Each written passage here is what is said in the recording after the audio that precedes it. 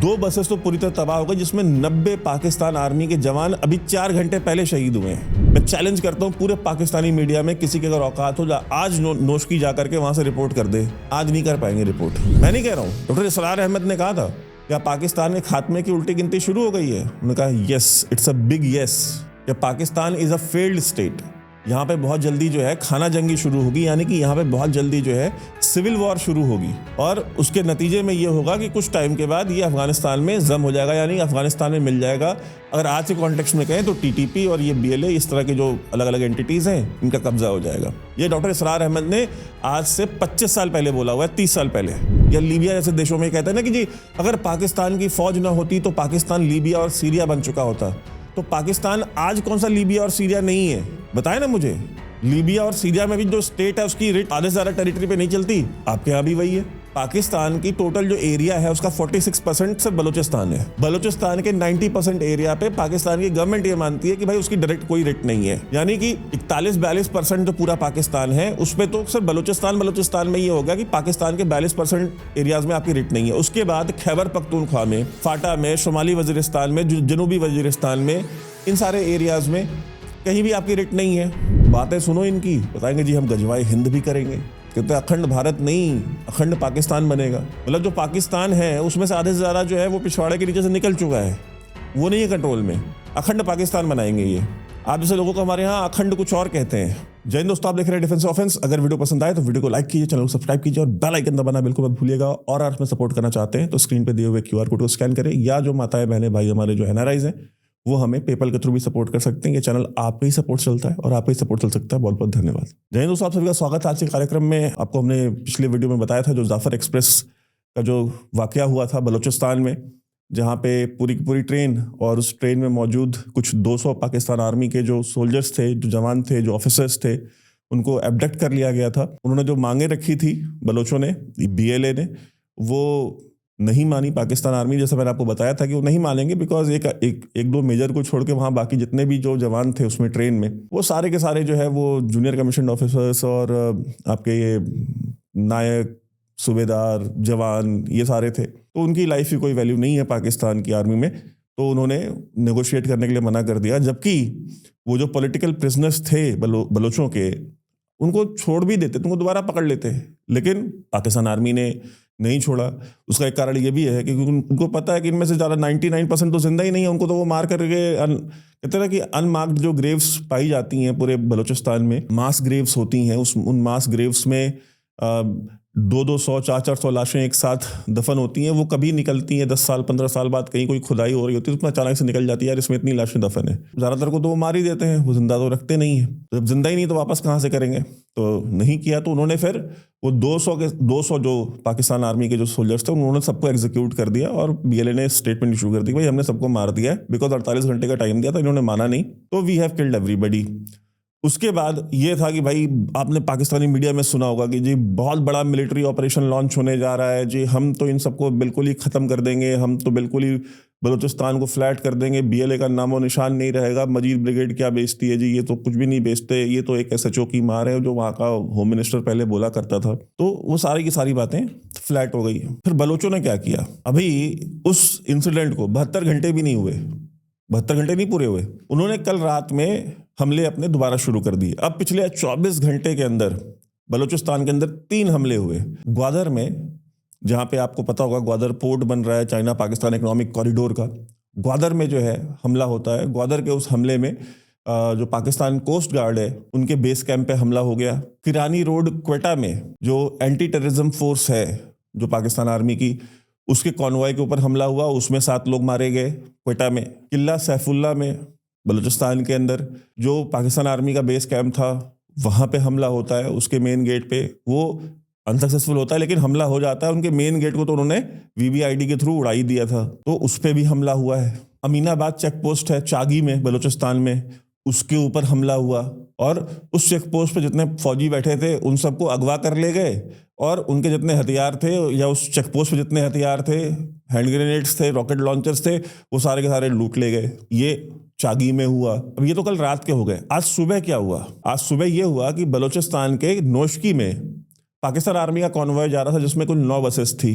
9 buses में भर करके सारे फौजी जो है वो जा रहे थे, क्योंकि इनको ऑपरेशन करना है ना बलूचिस्तान में बीएलए के खिलाफ, बीएलए को जड़ से खत्म करना है, क्योंकि वो अब तो सामने आ गया ना, वो एक एसएचओ की मार नहीं है जो कि उनके होम मिनिस्टर बोलते थे कि ये बीएलए जो है एक एसएचओ की मार है। तो जब ये वहां जा रहे थे ऑपरेशंस के लिए, एक्स्ट्रा फोर्सेस जो डिप्लॉय हो रही थी, उसके ऊपर नोशकी में वीबीआईडी के थ्रू, यानी व्हीकल बाउंड आईडीज जो होते हैं, यानी बेसिकली मैं आपको आसान भाषा में बताऊं तो गाड़ी के अंदर, किसी भी जीप के अंदर, बस के अंदर या किसी भी व्हीकल के अंदर आप आईडीज लोड करते हैं और उसको ले जा करके आप वहां पे डेटोनेट करते हैं जहां पे पाकिस्तान आर्मी की बसेस या उनकी कॉन्वॉयज या किसी कोई भी कॉन्वॉय जा रही हो। जैसे कि पुलवामा में हुआ था कि सीआरपीएफ के जवान बैठे हुए थे एक बस में, सीआरपीएफ की वो बस जा रही थी, एक आतंकवादी जो है उसने आईडीज जो है लोड की अपनी गाड़ी के अंदर और ले जा करके वहां डेटोनेट किया उसको। वो गाड़ी लेके गया, उस बस के बगल में खड़ा किया और वहां पे जाकर उसने डेटोनेट कर दिया। तो उससे क्या, उसको क्या कहते हैं, उसको वीबीआईडी कहते हैं, व्हीकल बाउंड आईडीज। जो मजीद ब्रिगेड है, मजीद ब्रिगेड, चूंकि मैंने आपको बताया था पिछले वीडियोस में, अपने दोनों वीडियोस में, कि मजीद ब्रिगेड जो है it consist of all the suicide bombers. सारे फिदाइन जो है वो मजीद ब्रिगेड में है बीएलए के। तो मजीद ब्रिगेड के एक सोल्जर ने वो वीबीआईडी लेके गया गाड़ी लेकर के और कॉन्वॉय के बीच में जाकर के फट गया। 2 बसेस तो पूरी तरह तबाह हो गई, जिसमें 90 पाकिस्तान आर्मी के जवान अभी 4 घंटे पहले शहीद हुए हैं। 90 4 घंटे पहले मारे गए हैं और ये बीएलए की ऑफिशियल स्टेटमेंट में आया है कि जी हमने 90 कैजुअलिटीज हुई हैं इनकी, और कुछ 50-60 ज्यादा है जो कि घायल है, जो कि बहुत सीरियस है, जिनमें से 90% नहीं सर्वाइव करेंगे। यानी कि एक तरीके से लोग कह रहे हैं, मुझे नहीं पता, लोग कह रहे हैं कि भाई हो सकता है कि ये पुलवामा का बदला लिया हो भारत ने, भाई क्योंकि पुलवामा में भी तो ऐसा ही हुआ था। हालांकि हमारी कैजुअलिटीज उतनी नहीं थी, लेकिन उनकी कैजुअलिटीज बहुत ज्यादा है, 90 कैजुअलिटीज। और जो पाकिस्तान आर्मी भी ओन कर रही है, वो भी अभी ये कह रही है कि जी हमारी अभी 5 कैजुअलिटीज को हम कंफर्म कर सकते हैं।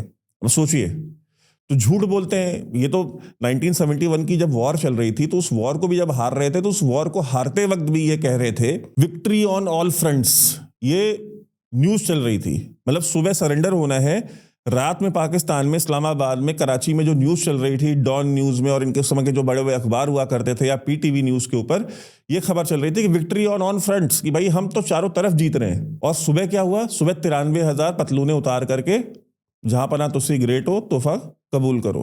मतलब रात में ये चल रहा है और सुबह ये छप रहा है। इवन सुबह जब वहां सरेंडर हो रहा था तो भी पाकिस्तान की जो हेडलाइंस थी वो यही थी कि पाकिस्तान जो है वो इस पाकिस्तान में जीत रहा है, जो कि बाद में बांग्लादेश बना। तो आप सोचिए 90 कैजुअलिटीज, मतलब ये करेंगे ऑपरेशन। और ये ज्वाइंट ऑपरेशन था, जैसे जाफर एक्सप्रेस का ऑपरेशन जो था वो ज्वाइंट ऑपरेशन था बीएलए के फतेह स्क्वाड का और मजीद ब्रिगेड का।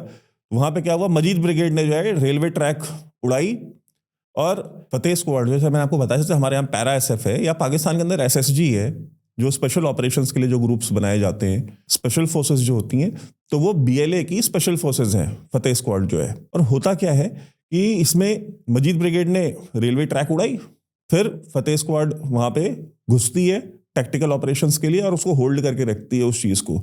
फिर बाद में मजीद ब्रिगेड वाले और आए, उन्होंने एक एक को जो है सुसाइड वेस्ट पहना करके बिठा दिया एक बोगी में कि अगर ये ऑपरेशंस के लिए आते हैं तो अपने आप को डेटोनेट कर लेना। उसी तरीके से यहाँ पे भी हुआ है, इस कॉन्वॉय के ऊपर नोशकी के में जो हुआ है कि मजीद ब्रिगेड ने जाकर के वहां पे वीबीआईडी ब्लास्ट करी है, उसमें जो कैजुअलिटीज हुई हैं वो हुई हैं। उसके बाद फतेह स्क्वाड जो है वो किक इन की है और उसने फिर फायरिंग शुरू की है, अलग अलग पोजीशंस होल्ड करके, जो टैक्टिकल पोजीशंस उन्होंने पहले से होल्ड की हुई थी, वहां से उन्होंने उनके ऊपर फायरिंग शुरू की है और न्यूट्रलाइज किया है ज्यादा से ज्यादा पाकिस्तान आर्मी के जो सोल्जर्स थे। क्योंकि इस तरह के ऑपरेशन में एक्ट ऑफ सरप्राइज जो होता है वो सबसे ज्यादा इंपॉर्टेंट होता है। तो they caught them by surprise, और फिर उसके बाद, और वो पहले से तैयारी करके बैठे थे। आप सोचिए कि उनका मोराल, जो मैंने आपको कहा था ना कि इनका मोराल कितना हाई होगा, कि अगर हम जाफर एक्सप्रेस जैसा अगर ऑपरेशन कर सकते हैं, ये क्या है, मतलब फिर तो हम ऐसे कई सारे ऑपरेशंस कर सकते हैं। तो मैंने कहा था कि इससे जो है सबसे ज्यादा जो हौसला बढ़ेगा वो बढ़ेगा टीटीपी वालों का, वो बढ़ेगा सिंधियों का, और बलोचिस जो बीएलए है, बीएलए के अंदर जो उनके अपने जो फाइटर्स है, जो फतेह स्क्वाड है, जो मजीद ब्रिगेड है, इनका हौसला बढ़ेगा कि यार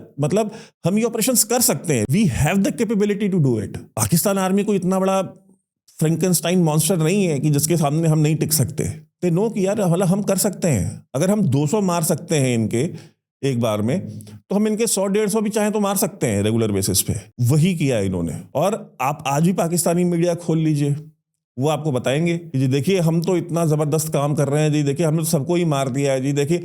अच्छा, वो फुटेजेस दिखा रहे हैं कौन सी, चलिए जो फ्रीडम फाइटर्स हैं या जो आप ये कह लीजिए कि जो मिलिटेंट्स हैं या जो इंसर्जेंट्स हैं वो रात में ऑपरेशन करते हैं, तो रात में ऑपरेशन करते हैं तो भाई वो थर्मल इमेजेस और ये सारी चीज़ें जो है वो रिलीज करते हैं। आप तो एक रेगुलर आर्मी है ना, आपके पास तो दुनिया भर की फैसिलिटीज़ हैं आपके पास। आप जैसे आप बालाकोट में जब ऑपरेशन हुआ तो बालाकोट में ऑपरेशन के बाद 4-5 दिन में आपने सब कुछ वहाँ पे रिपेयर किया, और रिपेयर करके आप सारी फौजों को लेकर के जितने भी डिप्लोमेट्स थे पाकिस्तान के अंदर, जितने भी फॉरेन के कॉरेस्पॉन्डेंट्स थे, जर्नलिस्ट थे, आप उनको लेकर के पहुंच गए कि जी देखिए यहाँ पे कुछ भी नहीं हुआ है, यहाँ पे तो पत्ता भी नहीं मिला, जो 2 कौवे मरे, 4 पेड़ गिरे हैं।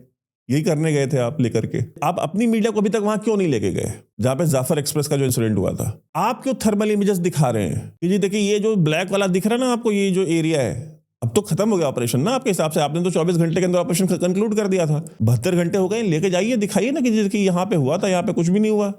नहीं लेके जाएंगे, क्यों? क्योंकि दिखाने के लिए कुछ है नहीं वहां पे। थर्मल इमेजेस दिखा रहे हैं, ये ब्लैक स्पॉट है, यहाँ पे सारे टेररिस्ट थे और हमने इन सबको मार दिया। और ये देखिए जी ये फुटेज है, कौन सी फुटेज है? थर्मल फुटेज है, कलर्ड फुटेज नहीं है हमारे पास। आप लेके जाइए अपने जर्नलिस्ट को, नहीं लेके जाएंगे। इवन नोशकी में मैं चैलेंज करता हूं पूरे पाकिस्तानी मीडिया में, किसी की अगर औकात हो आज नोशकी जा करके वहां से रिपोर्ट कर दे। आज नहीं कर पाएंगे रिपोर्ट। और अगर आपकी 5 ही कैजुअलिटीज हुई हैं, 90 नहीं हुई हैं जो कि बीएलए ने बोला है, तो ये इतनी सारी एम्बुलेंसेस जा रही हैं नोशकी में। मैं चाहूंगा आप सबसे पहले वो फुटेजेस देख लें, जो सारी एम्बुलेंसेस जा रही हैं वहां नोशकी में।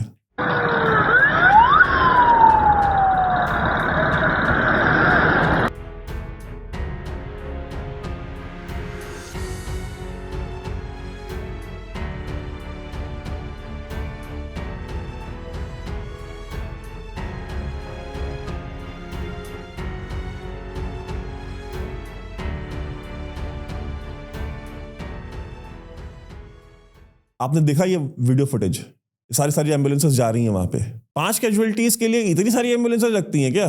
और आप कह रहे थे कि जी उसी तरीके से आपने जाफर एक्सप्रेस में भी पाकिस्तानियों से झूठ बोला, बलोचों से, पश्तूनों से, इवन पंजाबियों से भी झूठ बोला कि जी हमारी कोई कैजुअलिटी नहीं हुई है, हमने पैसेंजर भी सारे सेफ एंड साउंड निकाल लिए हैं, हमारी अपनी भी कोई कैजुअलिटी नहीं हुई, हमारा भी कोई सोल्जर नहीं मरा, और टेररिस्ट हमने सारे मार दिए। तो वहां पे इतनी सारी एम्बुलेंसेस क्यों भेजी थी? कुछ 70-80 एम्बुलेंसेस गई थी वहां पे। कॉन्ट्रास्ट देखिए ना दोनों बातों में। 5 कैजुअलिटीज के लिए इतनी सारी एम्बुलेंसेस लगती हैं, और फिर उसके बाद आपने ये तो सारे हेलीकॉप्टर्स वहां क्यों भेजे हुए हैं इस समय नोशकी में? उसकी भी फुटेज देख लीजिए।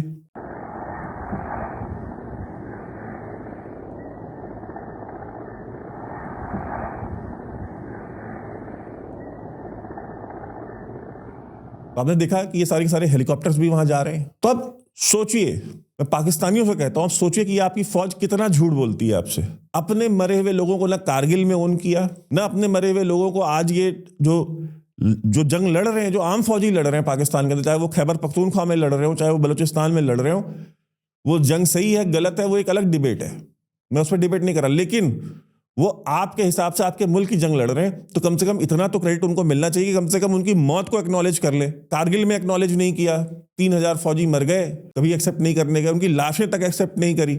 अब तो बीबीसी ने, आपके पाकिस्तान की बीबीसी उर्दू ने डॉक्यूमेंट्री बना दी जिसमें उन फैमिली से मिलवा दिया, उनके इंटरव्यूज कर लिए, जिनके फैमिली के ऑफिसर्स की, जिनके फैमिली के जवानों की कभी लाशें जो है पाकिस्तान की फौज ने एक्सेप्ट नहीं करी।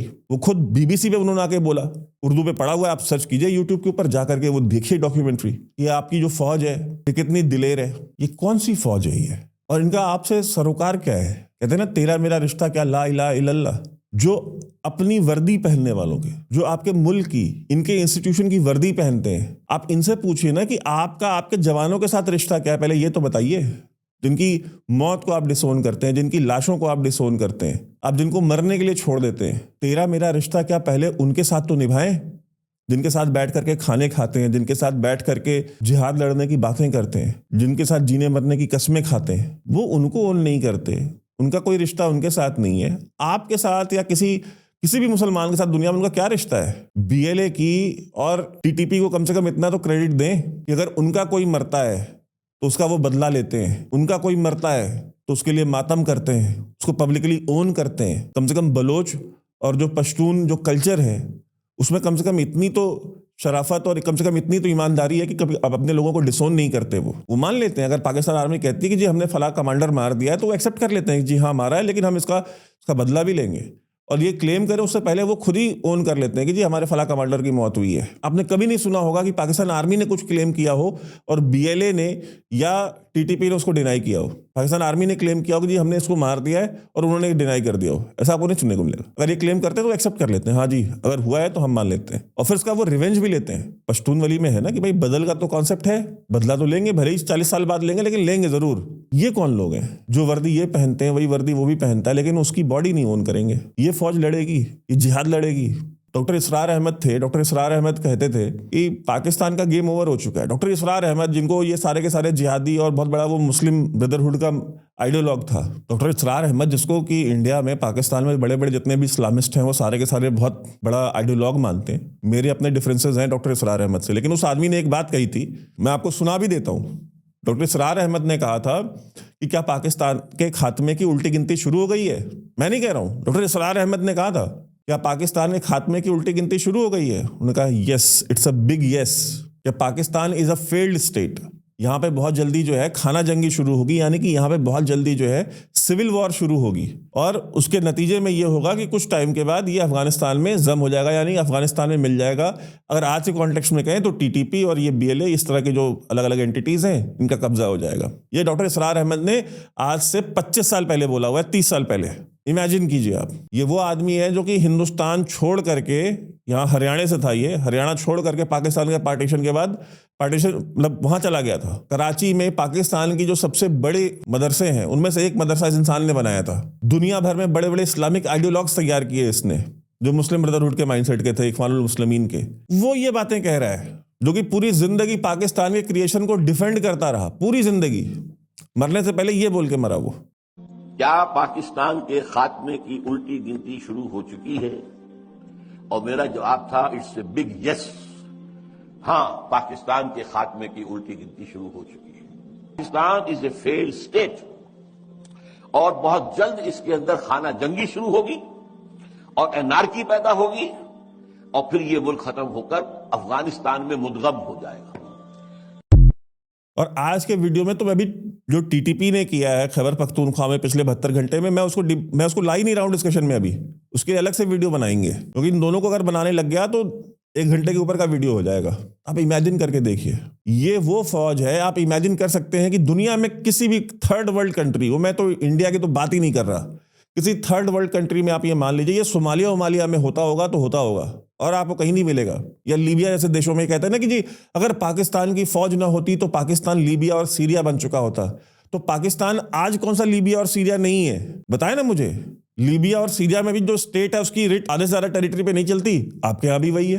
पाकिस्तान की टोटल जो एरिया है उसका 46% सिर्फ बलूचिस्तान है। बलूचिस्तान के 90% एरिया पे पाकिस्तान की गवर्नमेंट ये मानती है कि भाई उसकी डायरेक्ट कोई रिट नहीं है, यानी कि 41-42% जो पूरा पाकिस्तान है उस पर तो सिर्फ बलूचिस्तान में ये हो गया कि पाकिस्तान के 42% एरियाज में आपकी रिट नहीं है। उसके बाद खैबर पख्तूनख्वा में, फाटा में, शुमाली वजीरिस्तान में, जनूबी वजीरिस्तान में, इन सारे एरियाज में कहीं भी आपकी रिट नहीं है।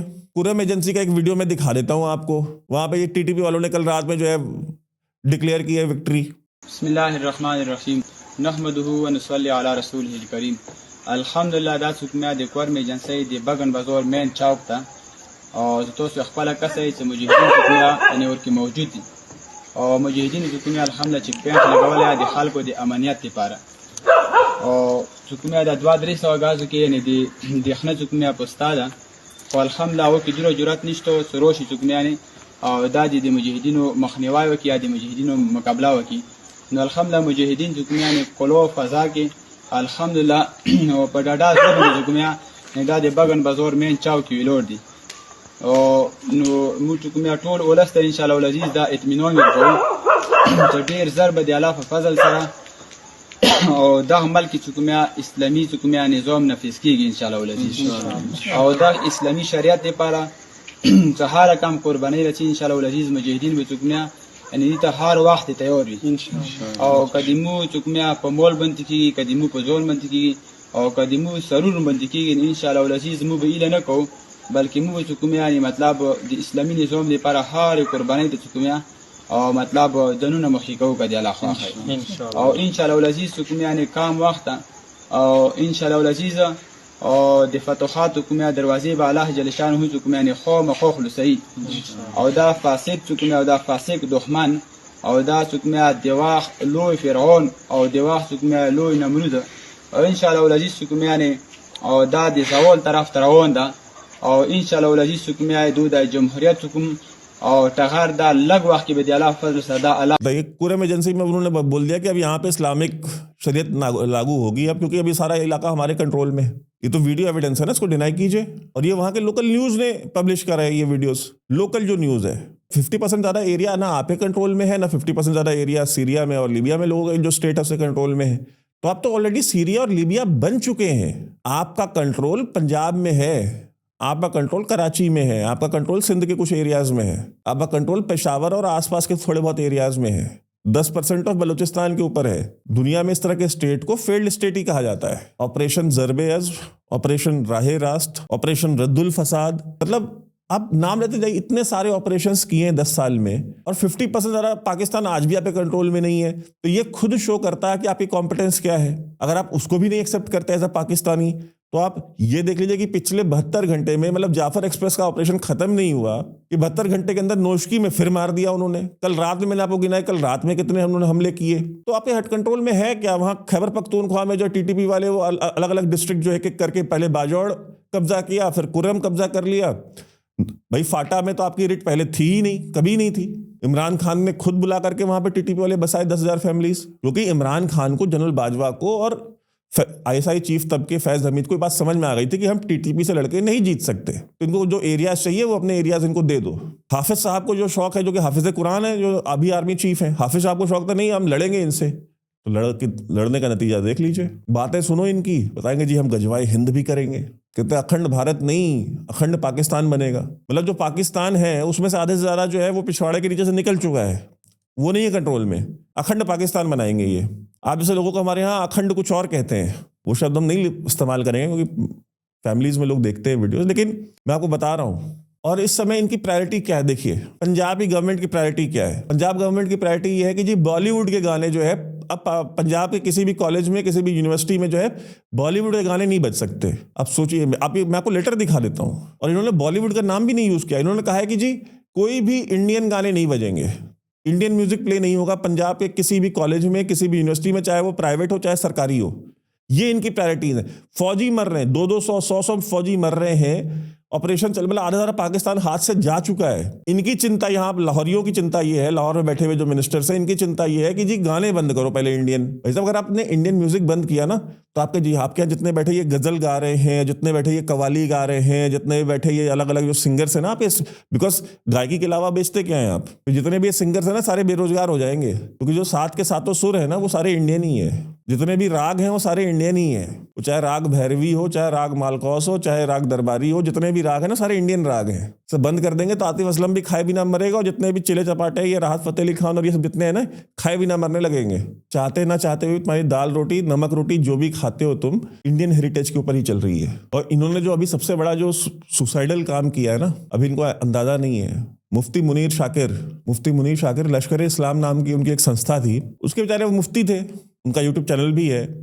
उन्होंने कुछ दिन पहले ये बोल दिया कि जो फौज जो कर रही है ठीक नहीं है। पश्तूनों के जो रिसोर्सेज हैं, जो पश्तूनों के जो वसाइल हैं, जो नेचुरल रिसोर्सेज हैं, उसका वो पश्तूनों को मिलने चाहिए, जो कि किसी भी सेन इंसान को समझ में आएगा कि हाँ चीज बात ठीक है। पहला हक तो जो वहाँ के जो लोकल लोग होते हैं, किसी भी रिसोर्स पर जो पहला हक है वहाँ के जो लोकल लोग होते हैं उनका होता है, ठीक है। उसका एक कोई ना कोई एक हिस्सा उनको मिलना चाहिए। अगर आप लोकल लोगों को उसको नहीं देंगे, even that applies in India also, कि अगर कहीं कोई चीज़, मान लीजिए मैं कहता हूँ कि भारत के किसी भी कोने में जा करके कहीं भी कोई भी मिनरल निकलता है, उसका जो फर्स्ट बेनिफिशियरी है वो वहाँ के लोकल लोग होने चाहिए। उसका एक हिस्सा, उसकी आमदनी का एक हिस्सा वहाँ के लोकल लोगों को मिलना चाहिए। अंडरस्टूड है। वो हिस्सा कितना होना चाहिए, नहीं होना चाहिए, ये एक अलग डिबेट है। उसके ऊपर डायलॉग होता है जिसको डेमोक्रेसी कहते हैं। कि डेमोक्रेसी में लोग आप नेगोशिएट करते हैं बैठ के, जो पब्लिक रिप्रेजेंटेटिव होते हैं, जो पॉलिटिशियंस होते हैं, वो बात करते हैं लोकल लोगों के साथ। उनके जो चुना हुआ नेता होता है जो लोकल लोगों का, वो गवर्नमेंट से बात करता है कि जी हमारे लोगों को ये इतना मिलना चाहिए, इतना रिजर्वेशन मिलना चाहिए, इतना फलाना मिलना चाहिए। तो सरकार उसको मान लेती है कि हाँ ठीक है भाई 15 नहीं 14 कर लो, 13 कर लो, दैट इज अंडरस्टूड। पाकिस्तान में क्या है, पंजाबी जो है वो बलूचिस्तान जाएगा, सारा गैस उठा ले जाएगा, लोकल लोगों को कुछ नहीं देगा। सोना निकलेगा, सारा सोना उठा ले जाएगा, लोगों को कुछ नहीं देगा। खैबर पख्तूनख्वा जाएगा, वहां से कोई भी रेयर अर्थ कुछ भी निकलता है, सारा निकालेगा, लेकर चला जाएगा, 1 रुपया नहीं देगा लोकल लोगों को, क्योंकि उसकी बाप की जागीर है वो, पूरा पाकिस्तान पंजाबियों की। इन्होंने मुफ्ती साहब ने इतना बोला था कि भाई ये चीज़ ठीक नहीं है, आप उसको करिए भाई, आप लोगों को, लोकल लोगों को भी उसका हिस्सा दीजिए, उसका शेयर दीजिए, और कम से कम नहीं कंसेंट तो लीजिए कि भाई वो चाहते भी हैं कि नहीं चाहते हैं कि आप वो निकालिए वहां से। तो जो DGISPR है, DGISPR ने कह दिया कि ये क्या मतलब, इनकी माँ जो है वो दहेज में लेके आई थी, जो ये हम इनसे पूछने जाएंगे। आप सोचिए, एक मुफ्ती, लश्कर इस्लाम का हेड, वो कहता है कि यार लोकल पश्तूनों से पूछो तो सही कि वो निकालना है कि नहीं निकालना है जो उसकी जमीन है वहां से कुछ। वो कहता है DGISPR प्रेस कॉन्फ्रेंस में कि क्या इसकी माँ दहेज में लेके आई थी क्या, इमेजिन कीजिए। तो इसका उन्होंने फिर जवाब दिया, वो सारी वीडियोस है मेरे पास, मैं नहीं चलाऊंगा बिकॉज वो कॉपीराइट, क्योंकि उनका अपना खुद का भी चैनल है मुफ्ती साहब का, अब तो बेचारे चले गए दुनिया से, लेकिन उनके चैनल चलाने वाले होंगे। मैं नहीं चाहता कि एक तो कॉपीराइट स्ट्राइक झेल ही रहे थे कैनेडियन गवर्नमेंट की, दूसरी नहीं चाहिए। उन्होंने उसका जवाब दिया, उन्होंने कहा कि भाई साहब दहेज की बात नहीं है, बात अखलाक की है, बात हकूक की है, कि हम यहाँ पे 5000 साल से रह रहे हैं, हमें आपका नहीं पता, लेकिन जो पठान है, जो पश्तून है, वो इस जमीन पे 5000 साल से रह रहा है, तो ये रिसोर्सेज उसके हैं, वो कहीं बाहर से आके यहाँ नहीं बसा है। वो ये नहीं कहता कि हम तुर्क हैं, हम अरब हैं, हम तो जी सेंट्रल एशियन हैं, हम उज़्बेक हैं। तो ये गलतफहमियां आपको होंगी पंजाबियों को, हमको नहीं है, हम यहाँ 5000 साल से रह रहे हैं, तो इन सब पे हमारा हक है। क्या किया, बंदे भेज के ब्लास्ट करा के उसको उसकी मस्जिद के सामने मरवा दिया, बस इतना जवाब दिया। तो मुफ्ती हैं।